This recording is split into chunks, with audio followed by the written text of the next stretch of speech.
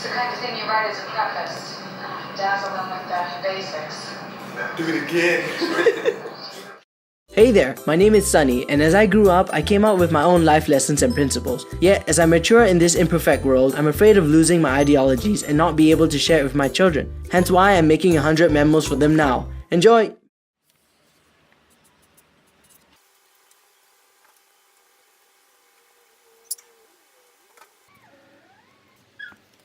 Is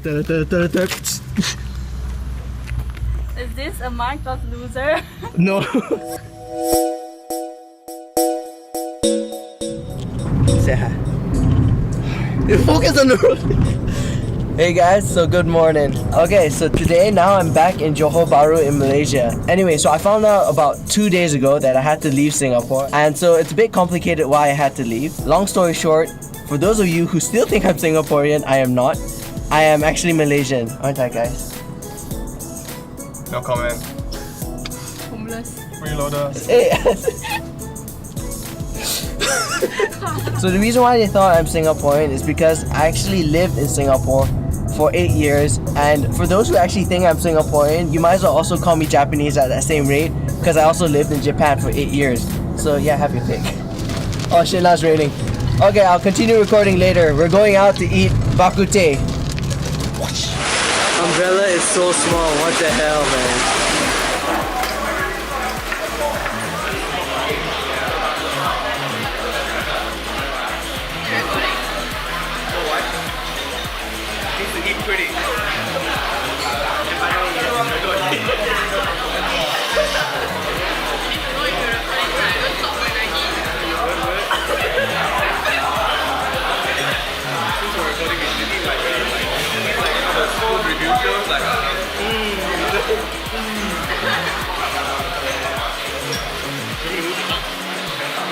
Just for a short while, then I'll move back once it's done with work.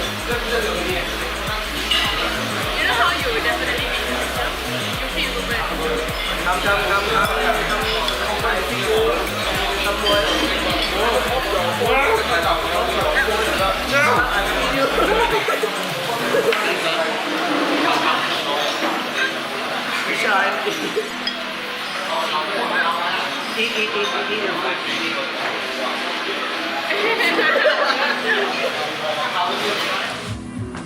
When swag gets too high. What are you doing?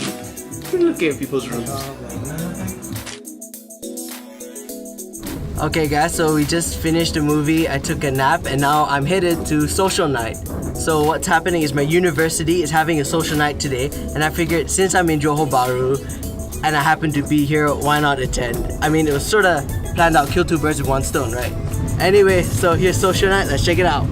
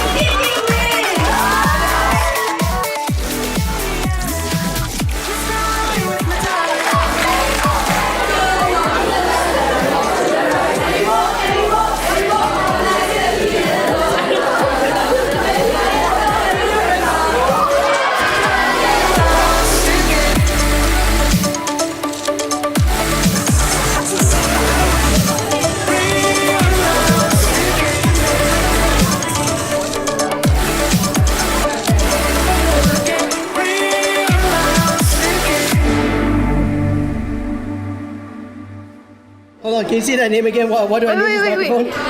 Okie dokie okie. Oh, you're taking pictures, right? Yeah. Snapchat. Alphabet Omega. And then this thing is taking a picture. Hey guys, straight about the social night. I have to say though, that's one of like the most exciting social nights that I've been to, and I genuinely enjoyed it. One monkey here, and second monkey.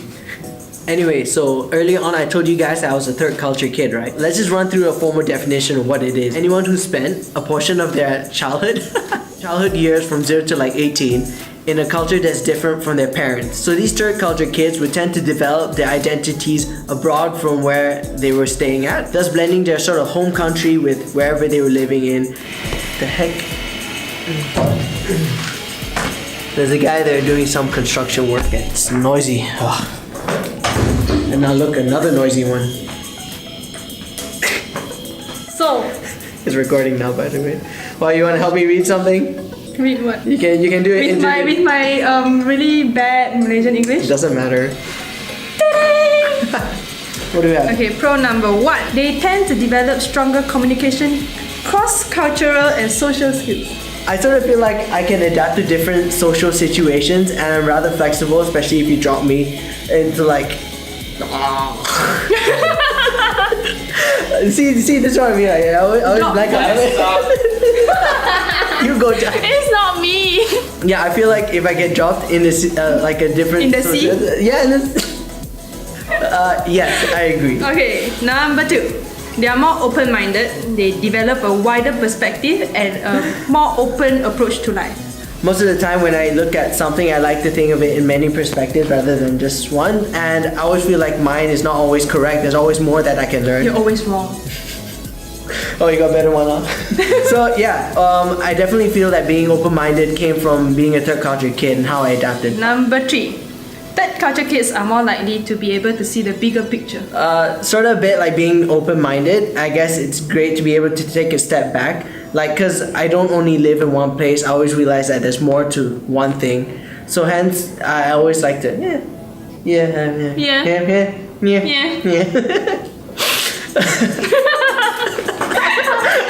So the Cons now. Yeah, what up?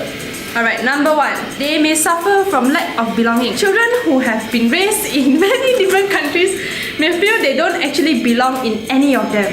Having grown up in Japan, I felt like I was Japanese, but by paper I'm not, because passport I'm still Malaysian. You can't speak Japanese. You are not Japanese. See, that's a problem. See, I barely know anything about Japan, but I still feel like I belong there. So I generally don't feel like I belong in Malaysia either. I'm a lost child. Lost cause. Please unlock. Oh, right. Okay. They may experience difficulties forming close relationship. What was that called? Not for me. I generally make friends everywhere I go, and although I'm not very good at keeping contacts, whenever I do, we're still quite okay. Number 3. Okay, number 3. Language becomes a difficulty. Really bad. This damn good. I can speak everything. So bad. 我是苹果. Saya suka makan burger. No, you should say 我是笨蛋. What's that mean? Just say 我是笨蛋. No. Just say 我是笨蛋.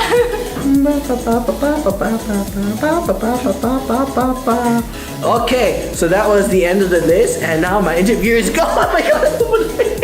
Why are you so heavy? Why so weak? Oh snap. So the point of me running through that with my friend is related to my memo. Many of the things that I grew up from, like from being a third culture kid, sort of make me who I am. But I'm also a second child, a DJ, dancer. It's many things that sort of made me who I am. So you guys can check out my Instagram account where I posted 100 photos about the many things that I am. I sort of called it as a random confession of me stating my points and different views of the many things that I grew up to be. Yeah, overall, living in different places, I still don't know where I am or where I stand, but I'm happy with what I've learned and things I've done. So guys, as always, I hope you enjoyed it, and I'll catch y'all next time. Whoosh! So what we did was we sat down and we wrote a letter to him, as though it was the girl writing him the letter, you know? So,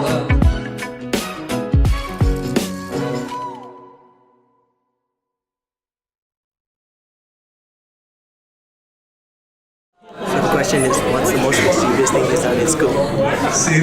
actually. There are a lot of things actually. I'm just trying to rank it.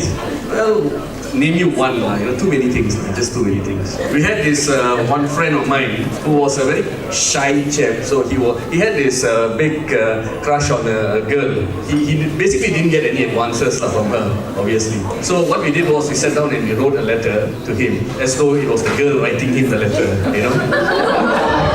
So it actually went on for about 10 letters, until the guy decided to go and confront her.